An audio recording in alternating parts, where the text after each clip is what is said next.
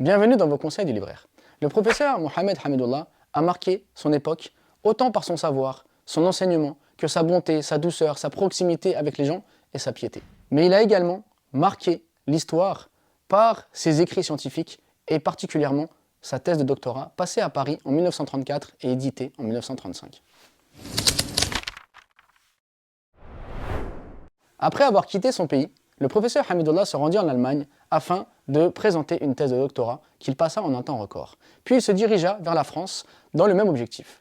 Il réunit alors de nombreuses archives, de nombreux documents historiques sur la manière dont le prophète ﷺ avait des relations avec les habitants de Médine, avait des relations avec les pays frontaliers, avec les souverains de l'époque, et également comment est-ce que les compagnons, les califes orthodoxes, les califes bien guidés, ont échangé, ont eu une diplomatie avec justement ces souverains des régions qui étaient frontalières à l'Arabie.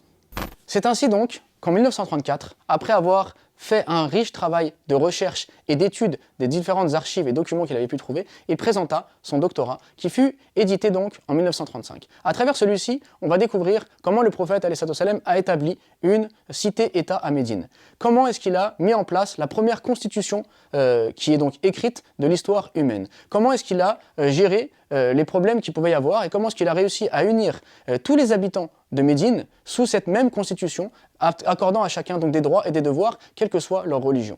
On va ensuite découvrir quelle était sa diplomatie avec les gens des différentes religions qui l'entouraient. On va découvrir sa diplomatie avec les souverains, avec les rois donc de l'Abyssinie, de la Perse, et ainsi de suite. Mais on va également ensuite découvrir comment les califes qui ont succédé au prophète ﷺ se sont comportés, quelle était leur diplomatie, quelle était la voie qu'ils utilisaient dans leurs relations avec les autres peuples. Cette thèse de doctorat est donc divisée en deux parties. La première partie sont l'analyse de ces documents, l'analyse de la diplomatie du prophète ﷺ et l'analyse de celle des califes bien guidés.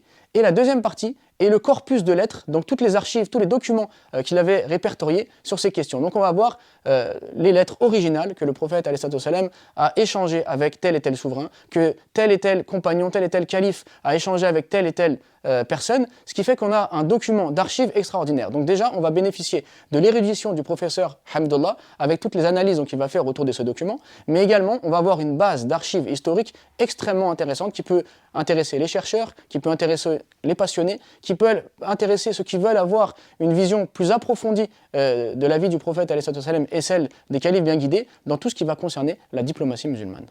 C'est donc la thèse du professeur Hamidullah qui était complètement mise de côté, auquel plus personne n'avait accès puisqu'on ne la trouve même pas numérisée sur le net, qui est aujourd'hui rééditée, donc une thèse de 1935 qui, en 2022, 20 ans après la mort du professeur, qu'Allah lui fasse miséricorde, voit à nouveau le jour.